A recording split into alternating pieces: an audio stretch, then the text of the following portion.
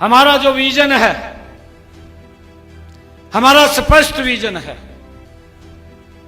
हमें मालूम है कि हमने किस गति से चलना है, हमें यह भी मालूम है कि हमने कैसे चलना है। हमारी नीति भी स्पष्ट है, हमारी नीयत भी स्पष्ट है। परंतु कांग्रेस के लोग कह रहे, कहा जी कोई काम नहीं करे।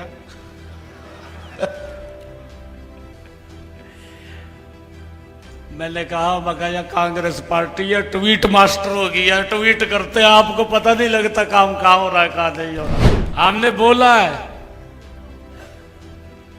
कि ये सरकार नॉन स्टॉप थर्ड टाइम की सरकार है। पहले भी आप लोगों ने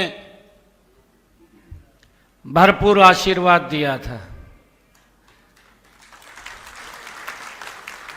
और मैं आप लोगों को इस बात से आश्वस्त करता हूं कि हमने पहले भी लगातार काम किया है और अब तो दिक्कत नहीं आने देंगे भाई, अब तो जो कहेंगे वो कराएंगे। है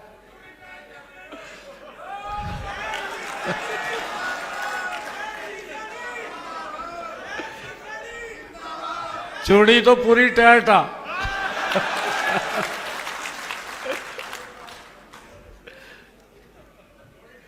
हमने बोला है कि ये सरकार नॉन स्टॉप थर्ड टाइम की सरकार है।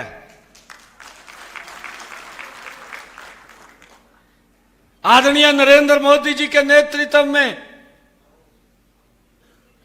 डबल इंजन की सरकार तीसरे टाइम में बनाई है और मैं रादौर की सरदारी के बीच में यह अपील करने के लिए आया हूं कि ट्रिपल इंजन की सरकार बना दो। जब ये ट्रिपल इंजन की सरकार बनेगी, गति से काम होगा। बहुत सारी बातें हमारे प्रत्याशी महोदय बोल रहे थे, हमने इनका जो आपने बातें कही हैं इनके ऊपर हमारे काम चल रहे हैं।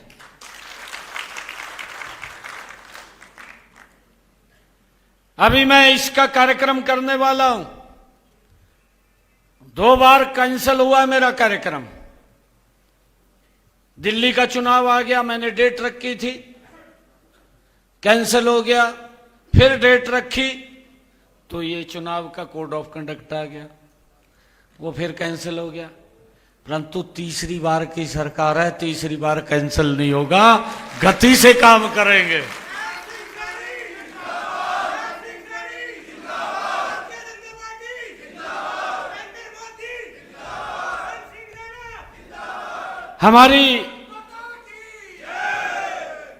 हमारा जो विजन है, हमारा स्पष्ट विजन है। हमें मालूम है कि हमने किस गति से चलना है, हमें यह भी मालूम है कि हमने कैसे चलना है। हमारी नीति भी स्पष्ट है, हमारी नीयत भी स्पष्ट है। और भाइयों, अभी 100 दिन के कार्यकाल हमने पूरा किया है। मैंने प्रेस कॉन्फ्रेंस की थी चंडीगढ़ में अभी 10-15 रोज पहले। 100 दिन के ऊपर मैंने काफी कामों पे चर्चा की। हमने अपने संकल्प पत्र में ये वायदे प्रदेश के लोगों से किए थे, जो हमने पूरे किए हैं उनके ऊपर चर्चा की। परंतु कांग्रेस के लोग कह रहे, कहा जी कोई काम नहीं करे।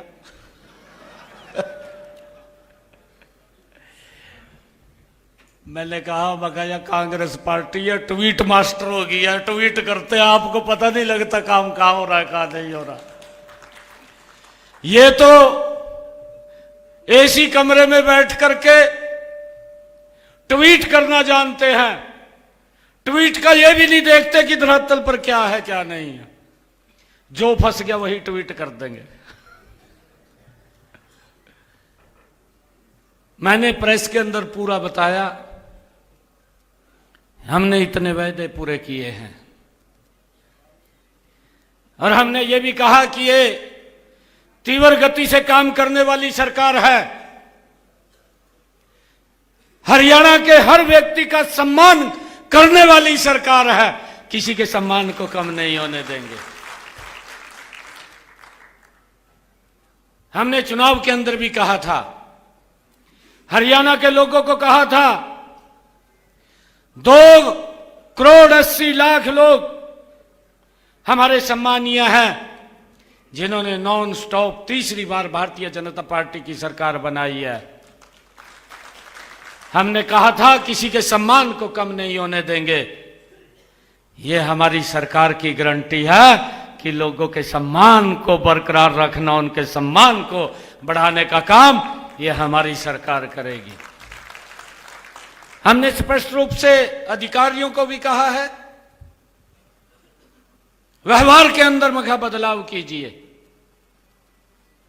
क्योंकि कोई भी व्यक्ति अगर आपके पास आता है, सम्मान से बात कीजिए। व्यक्ति सम्मान ही चाहता है।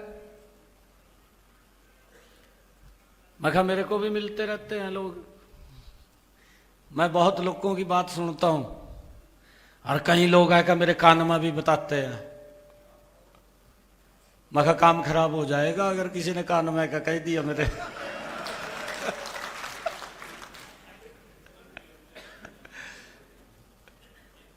ये हमारी ड्यूटी है भाइयों। हमने 240 वायदे संकल्प पत्र में कहे। मुझे खुशी है ऐसे ऐसे वायदे जो लंबे समय से हरियाणा के लोग पीड़ित थे, एक एक वायदे का हम समाधान कर रहे हैं। लोगों के जीवन को सरल करना हमारी सरकार का दायित्व है। विधानसभा का चुनाव चल रहा था और विधानसभा के चुनाव में मैं यहीं रादौर के अंदर आया था। मैंने मंच से एक बात शायद कही थी, बातें तो काफी कही थी, परंतु मुझे ध्यान में है जो मैंने बात कही थी। मैंने मंच से एक बात बोली थी, 8 तारीख को सरकार बनेगी और जो किडनी के हमारे पेशेंट हैं, जिनको हर महीने 3 बार 4 बार डायलिसिस कराना पड़ता है, 8 तारीख के बाद हरियाणा के हर हॉस्पिटल के अंदर डायलिसिस फ्री हो जाएगा।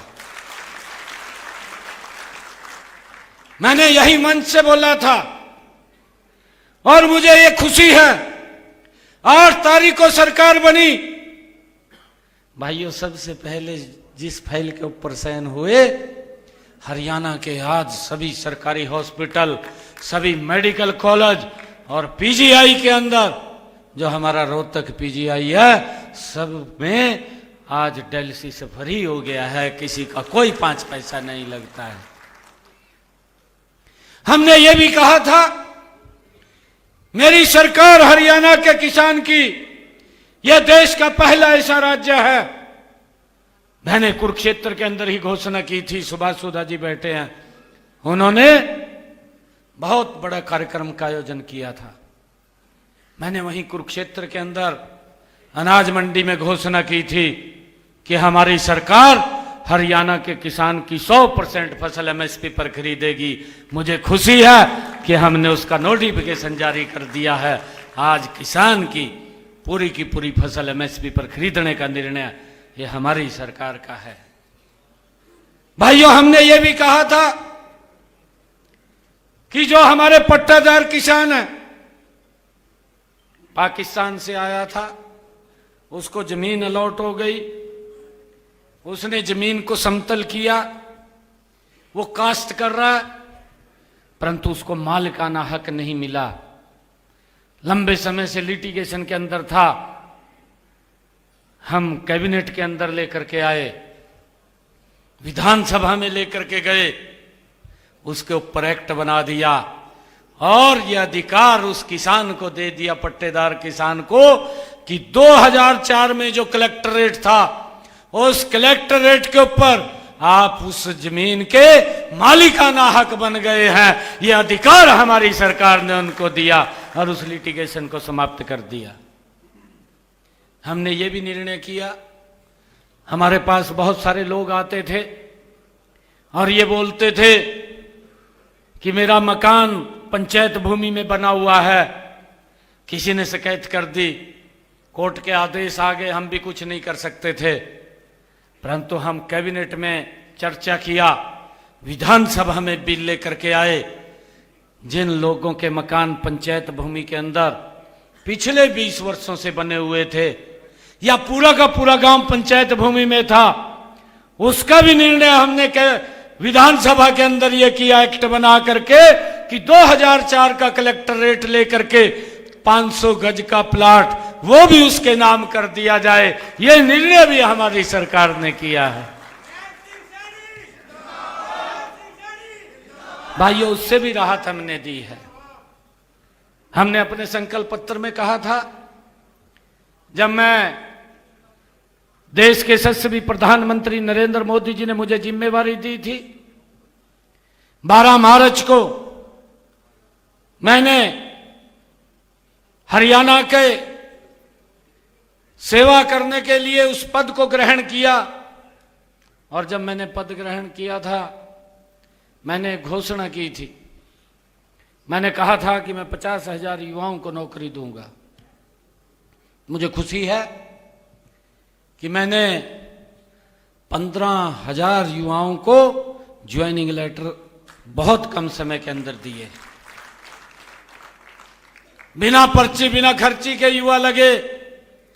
कुछ के रिजल्ट तैयार थे, जब मैं रिजल्ट निकालने लगा, यही वो लोग जो विपक्ष के अंदर बैठे हैं बात करते थे, चीफ इलेक्शन कमीशन पे चले गए, हाई कोर्ट में चले गए और कहने लगे कि कोड ऑफ कंडक्ट लगा हुआ है, सरकार रिजल्ट निकाल रही है, वो रिजल्ट को निकालने के लिए रोक लगाई जाए। चीफ इलेक्शन कमीशन ने एक लेटर जारी कर दिया और बोल दिया कि कोई रिजल्ट नहीं निकलेगा। हमने कहा कि नहीं निकालेंगे। हरियाणा प्रदेश के युवा इकट्ठे होकर के आए। जिस प्रकार की इनकी भाषा थी, वो डरे हुए थे। माहौल इस प्रकार का खड़ा कर दिया था। कांग्रेस ने कहा बस कुर्सी सजी पड़ी है, कहा बैठना आ जाएगा, कहा इस प्रकार का माहौल बना हुआ था। युवा मेरे पास आए, कहने लगे कि आप रिजल्ट निकाल दीजिए। मैं कहा भाई मैं तो रिजल्ट नहीं निकाल सकता, मेरे तो मैं चीफ इलेक्शन कमीशन का लेटर आ गया, रिजल्ट नहीं निकालूंगा। परंतु एक वायदा आप लोगों से करता हूं, हमने अपने संकल्प पत्र के अंदर भी कहा, मैंने हरियाणा के युवाओं के साथ ये वायदा किया कि आपका भाई हूं, आपका भाई ज्वाइनिंग बाद में लेगा, पहले आपको ज्वाइनिंग लेटर देगा। 25,000 युवाओं को पहली बार इतिहास में, हरियाणा के इतिहास में पहली बार किसी सरकार ने 25,000 युवाओं को बिना पर्ची बिना खर्ची के ज्वाइनिंग लेटर दिया, अपने आप बाद में लिया, जिसकी चर्चा देश के यशस्वी प्रधानमंत्री आदरणीय नरेंद्र मोदी जी ने देश की संसद के अंदर खड़े होकर के कही कि हमारी सरकार ने बिना पर्ची खर्ची के हरियाणा में एक समय में 25,000 युवाओं को नौकरी देने का काम वो हमारी सरकार ने किया है। और ये क्या कह रहे थे? ये कह रहे थे, कहा जी मेरे हिस्से में कहा 2,000 नौकरी है रही है, कहा एक ने तो बड़ा गजब कर दिया, आपके पड़ोस का ही था यही, और कहने लगा कहा 50 वोट दो, कहा ठूले के अनुसार एक नौकरी दूंगा, कहा इस कारण से हमारा युवा डरा हुआ था। कांग्रेस की सरकार में विश्वास खो चुका था, परंतु हमने विश्वास बहाली करने का काम हमारी सरकार ने किया है। भाइयों, मैं आप लोगों से अपील करने के लिए आया हूं, क्योंकि बहुत सारे काम हैं जो हमने किए हैं, परंतु मैं आज आप लोगों से मांगने के लिए आया हूं अपने घर में। देंगे ना? अच्छा, मालिक तो आप हैं, मालिक आप हैं। जलेबी तो खड़ाएंगे ना? जलेबी खड़ाएंगे। मैं इसलिए कह रहा हूं क्योंकि बहुत सारे लोग हैं, बड़ा झूठ फैलाते हैं। ये बोलने में तो कुछ होता नहीं, कोई ट्वीट करके अपना दर्द काढ़ ले, कोई झूठ बोल का काढ़ ले।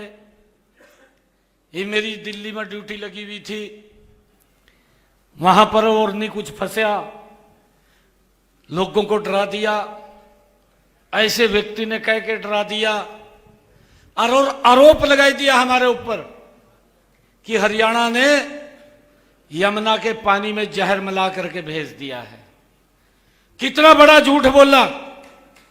और वो ऐसा झूठ था कि जो व्यक्ति बोल रहा है उस व्यक्ति के ऊपर लोग विश्वास करते हैं। लोग पानी पीना बंद कर दे, लोगों का जीवन चला जाए, पानी में जहर आ गया है। भाइयों, जब उस व्यक्ति ने झूठ बोला तो मुझे मां यमुना के चरणों में जाना पड़ा और मैंने वहां जाकर के पानी पीना पड़ा। मैंने कहा कि नहीं, हरियाणा के ऐसे लोग नहीं हैं कि जहर मिला करके भेज देंगे।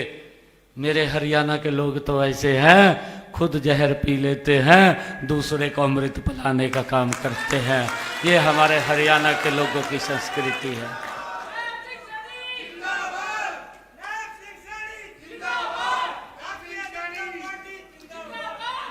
भाइयों, जब मैं पानी पी करके आया, मैंने कहा महा केजरीवाल ते भी यार आगा साफ करके गिर दिया नहीं गिर दिया, बूथ तार दिया।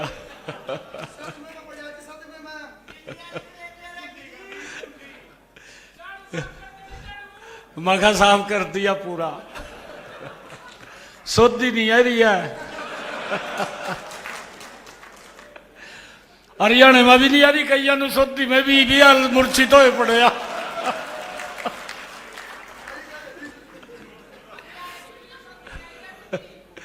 कहीं तो ट्वीट में काम चला रहे, कहीं कहते सरकार ने कुछ करा नहीं। मैं कहा भाई ठीक है, थरे वाली बात। मेरा आप लोगों से आग्रह है कि हम सब मिलकर के, एक तरफा माहौल बन रहा है। दिल्ली के अंदर आपने देखा, नॉट आउट तीसरी बार भी 0 आउट हो गए। पता है ना? 0 आउट कर दो। एक वोट कमल के बटन का दबाइए 2 मार्च को, और जब 12 मार्च को रिजल्ट आए, आज हरियाणा का पूरा माहौल इस प्रकार का है। मैं जा रहा हूं, मैं देख रहा हूं। मैं सुबह यमुनानगर में था, क्या ऐतिहासिक रोड शो था। फिर बराड़ा में था, फिर कुरुक्षेत्र में था, अब आपके बीच में हूं।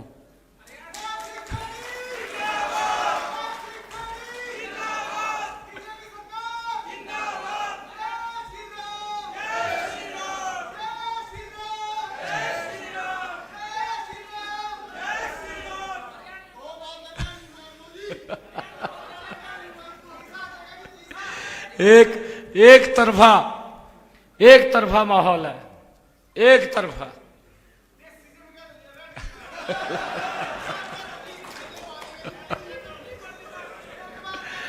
आप डट करके लगिए, जैसे केजरीवाल को पानी पिलाई दिया ना,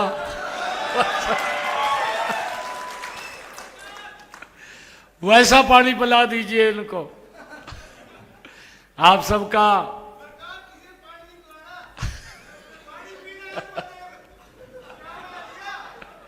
ठीक है, आपकी बात सोड़ा ने आप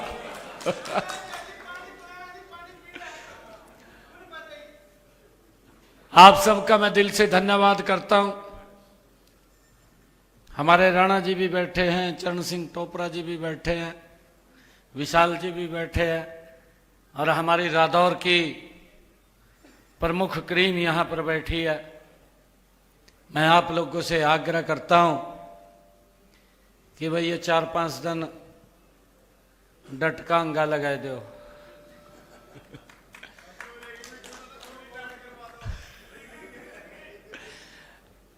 चूड़ी तो 12 तारीख के बाद होगी टाइट।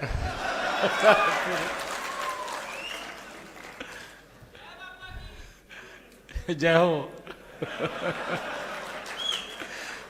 आप सबका मैं दिल से धन्यवाद करता हूं। एक एक वोट हमने कमल के फूल के ऊपर डलवानी है। तीसरी सरकार, बहुत बढ़िया, बधाई आप सबको। एक जोरदार जयकारे के साथ भारत माता के, भारत माता के।